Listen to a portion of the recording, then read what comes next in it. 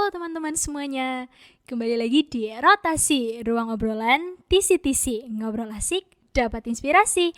Bareng aku, Dian Triatmawati, mahasiswa STIE Taman Siswa Banjarnegara, sekaligus konsultan pendidikan di Tambara Consulting and Training Center. Nah, di sini kita sudah kedatangan bintang tamu spesial nih. Nah, kita sudah kedatangan bintang tamu yang akan membahas bersama kita mengenai konten kreatif nih. Nah, Sobat TC-TC di rumah pasti sudah penasaran kan? Langsung aja kita kenalan dengan Kak Alvan Hidayat. Halo Kak Alvan, apa Halo. kabar? Iya. Oke. Kalau boleh tahu kesibukan Kak Alvan belakangan ini apa sih Kak? Belakangan aku sibuk jadi mahasiswa sih.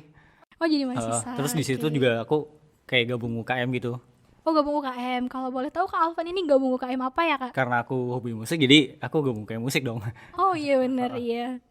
Oke, nah selain itu nih ya Kak, aku mau nanya nih, apa sih alasan Kak Alvan memilih menjadi konten kreator? Kalau ngomongin konten kreator, aku masuk ke dunia konten kreator ya. Jadi mungkin aku harus flashback dulu sih ke sekitar tahun 2015 dulu tuh. Awalnya aku udah pernah kerja, jadi di kerjaan itu aku kayak ngerasa nggak cocok gitu sih. Soalnya di kerja kan kayak hidupnya diatur gitu kan, waktunya juga habis di situ. Terus Oke, bosen ya Heeh. Kak? Jadi akhirnya aku tuh mikir gimana caranya aku tuh bisa ngasilin uang tanpa harus aku tuh kayak habis di kerjaan waktunya gitu. Nah dari situ aku coba searching di internet. Nah dari situ aku 2015 dulu tuh aku nemuin. Tapi dulu itu belum apa, dari internet tuh bukan YouTube. Dulu bisa dapat uang dari internet tuh dari blog. Oh blog Nah ya. di situ aku tuh coba bangun blog. Nah di situ juga udah ada kayak AdSense gitu sih, udah dukung di blognya. Nah di situ blog aku udah sempat monetize tapi nggak bisa payout ataupun belum bisa diuangin gitu. Iya. Nah nggak lama YouTube tuh waktu itu masih belum kayak booming ya sekarang Kayak sih. masih baru gitu ya Kak? Eh, Dulu tuh daftar AdSense tuh sehari juga langsung diterima juga. Nah di situ aku juga tahu akhirnya kalau YouTube tuh ternyata di YouTube juga bisa tuh apa ngasilin duit dari internet gitu. Nah dari situ aku coba mulai bikin beberapa video sih kayak tutorial gitu. Nah dari situ tapi nggak naik sih view-nya. Dan di situ kok juga udah sempet kayak mau nyerah gitu sih. Oh udah sempet mau nyerah gitu, Heeh. capek gitu ya Kak? Oke. Itu gimana jadi nggak nyerah itu gimana Kak? Jadi di beberapa video aku tuh dapat view. Oh Nah dapat dari situ aku view. tuh kayak jadi tambah semangat gitu sih. Oke, Jadi karena tambah, view-nya naik jadi ikut semangat gitu ya Kak? jadi karena video aku tuh taunya ada yang suka juga gitu kan. Akhirnya dari situ aku tekunin bikin konten.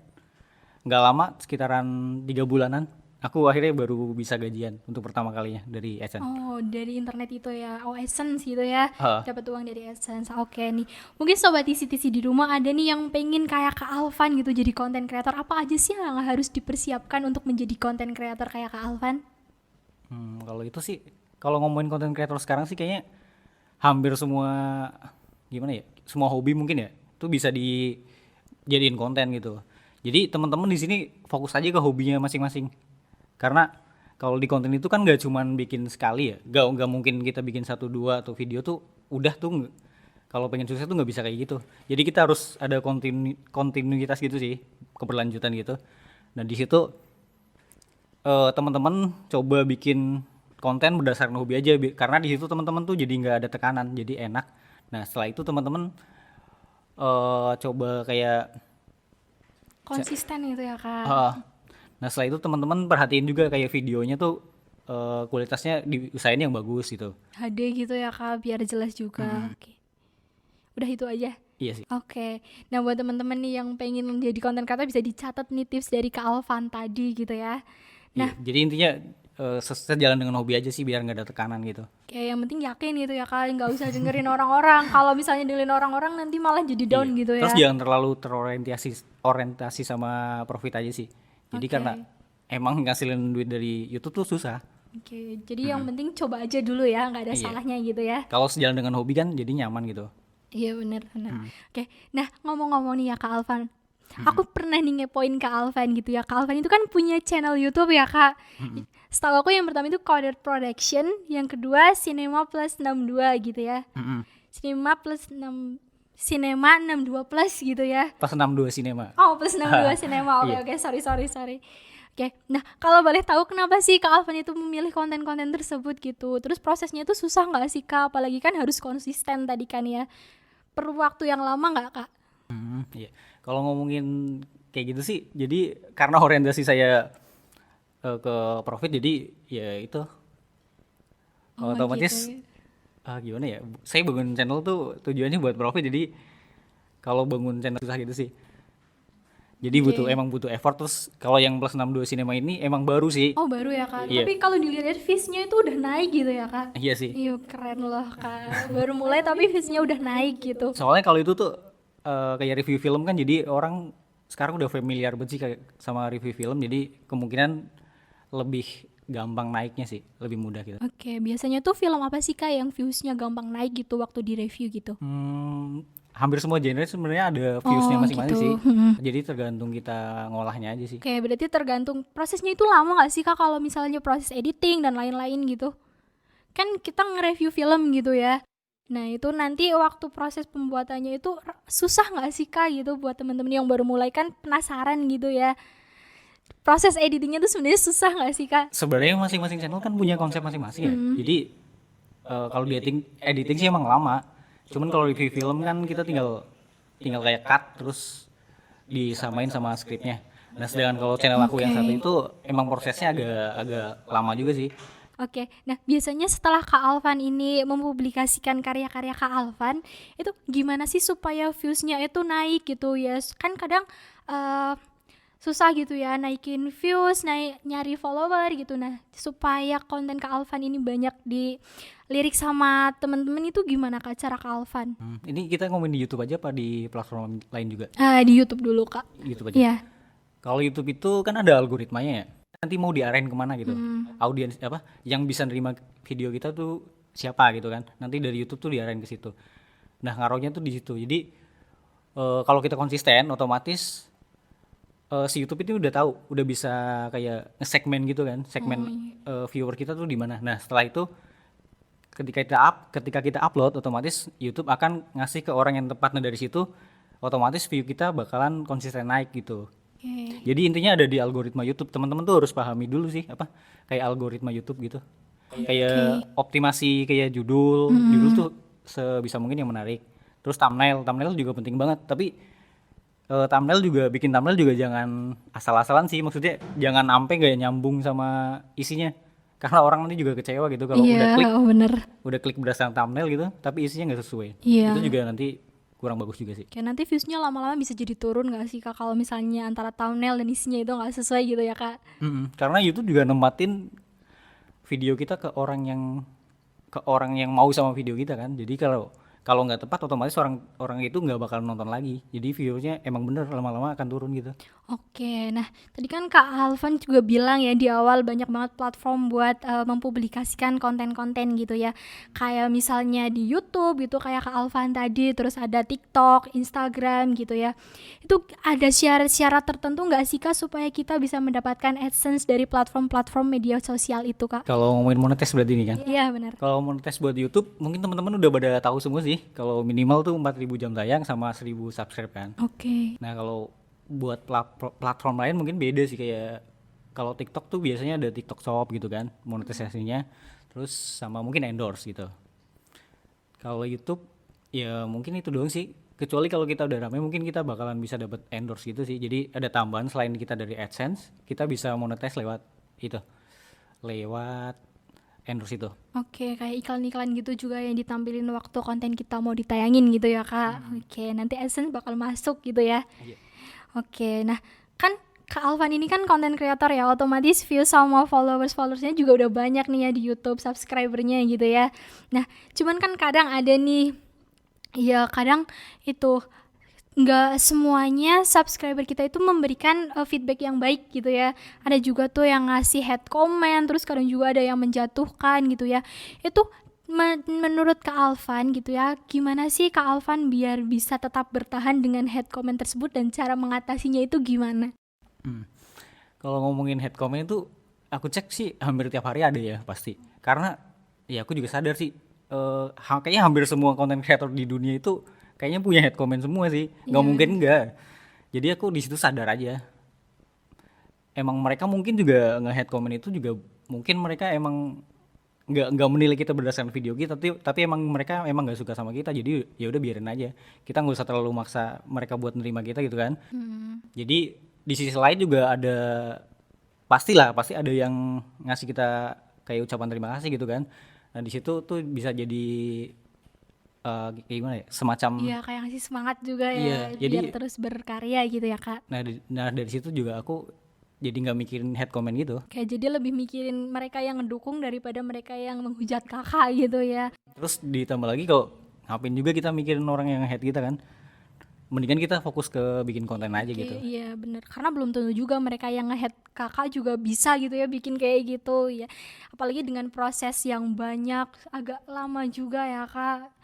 Nggak perlu mikirin mereka yang nge-head comment kita, yang penting kita terus berkarya aja Fokus gitu. karya aja. Oke, nah Kak Alvan kan sekarang jadi bintang tamu nih ya di rotasi kita di podcast TC ini ya. Oke, menurut Kak Alvan nih ya, kesan-kesan Kak Alvan setelah menjadi bintang tamu di podcast kita itu gimana sih Kak? Menurut aku kayak jadi pengalaman baru gitu sih. Hmm. Aku sebelumnya belum pernah speak up, apalagi ngebahas tentang channel aku. Jadi kayak jadi pengalaman baru sih. Oke.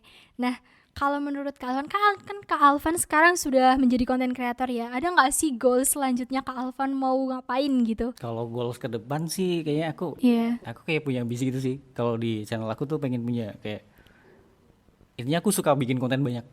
Kayak soalnya bikin konten tuh kayak jadi aset gitu sih. Jadi aku ke depannya pengen bikin lebih banyak konten lagi. Aku punya kayak misalkan untuk realistisnya aku pengen yang di channel musik aku tuh pengen kayak punya 10.000 konten gitu. Oh gitu, iya.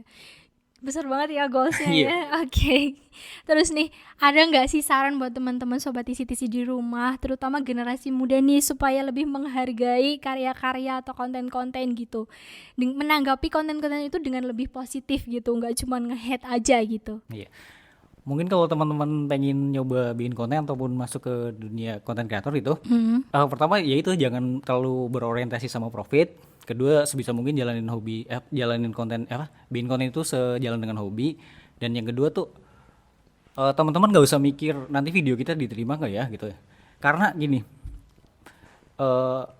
video sesimpel apapun kemungkinan itu bakalan ada orang yang nerima. Karena gini, misalkan saya bikin video, aku kasih ke orang satu, kemungkinan dia tuh nggak nerima, tapi bisa jadi di orang lain itu butuh video kita gitu loh. Soalnya aku udah pernah nih kayak bikin tutorial simpel banget nih, kayak bikin tutorial tuh cara ganti foto profil WhatsApp. Nah di situ tuh aku bisa dapet sekitar 650.000 loh. Jadi kayak padahal tutorial sesimpel itu loh, tapi bisa, yang mungkin bagi teman-teman tuh sepele, nggak bakalan ada yang nonton, tapi kenyataannya tuh ada yang butuh gitu. Jadi nggak usah terlalu pusing mikirin apa nanti konten kita diterima atau enggak sih. Intinya bikin aja dulu, karena kemungkinan kalau nggak diterima di orang satu, kemungkinan di orang lain tuh pasti butuh gitu. Butuh, iya kan, yang membutuhkan konten kita kan gak cuma satu orang ya Kak. Iya. Gitu. Apalagi dengan sekedar kayak tadi bikin tutorial ganti profil gitu ya. Iya. Kan gak semua orang itu tahu caranya gitu ya. Dan itu udah ditonton 651.000 kali. Dan dari situ aku juga dapat sekitar $425 sih. Wah keren banget nih, bisa nih ditiru buat sobat Iya, TC padahal di rumah. dari video sesimpel itu kan yang mungkin bagi teman-teman tuh nggak berguna gitu, tapi bagi orang lain juga. Oke, berguna ya.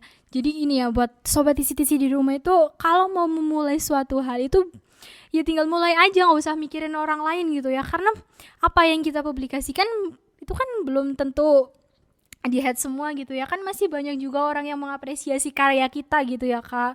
Oke, nah buat anak-anak muda di luar sana nih ya, lebih baik kurangin gaya dan banyakin karya gitu ya Kak. Kayak Kak Alvan ini, cuman dengan bikin tutorial simple aja dia sudah mendapatkan penghasilan gitu ya Kak dari YouTube gitu. Wah keren banget, sekali lagi buat Kak Alvan.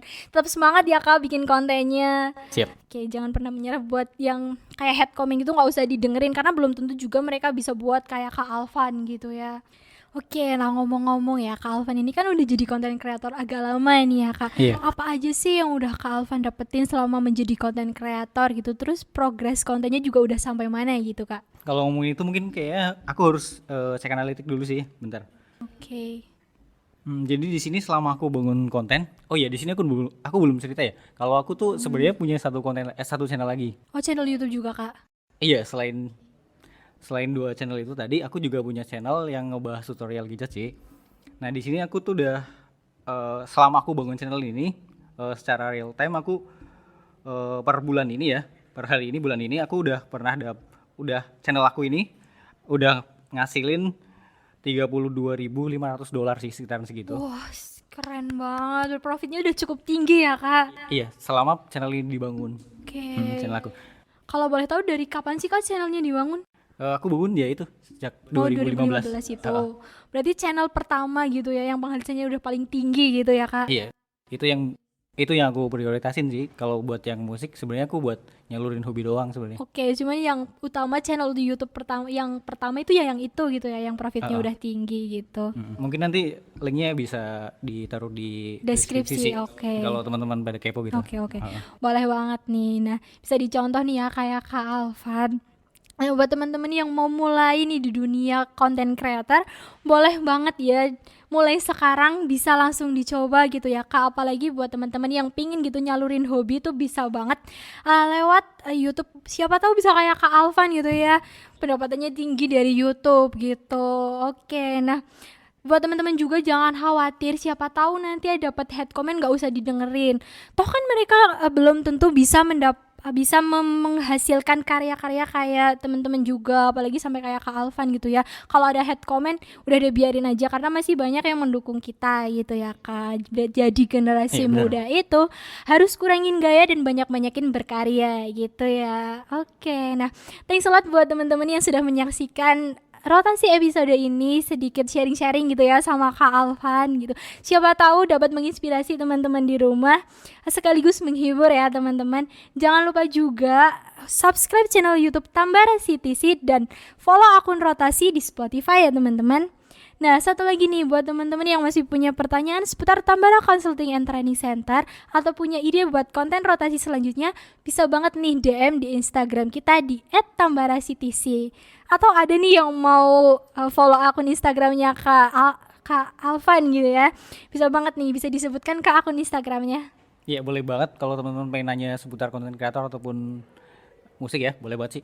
Bisa follow aku di Instagram 4991 Alvan. Oke, mungkin nanti biar lebih gampang kita taruh nih link Instagramnya Kak Alvan di deskripsi, sekaligus akun channel YouTube-nya Kak Alvan tadi gitu ya, yang Oke, boleh. berisi tutorial-tutorial. Nah, jangan lupa nantikan terus konten rotasi selanjutnya, karena nanti kita akan menyajikan banyak hal baru buat teman-teman. Terima kasih banyak buat teman-teman sekali lagi. Jangan pernah bosan-bosan gitu menyaksikan konten rotasi. See you on the next episode. Bye-bye.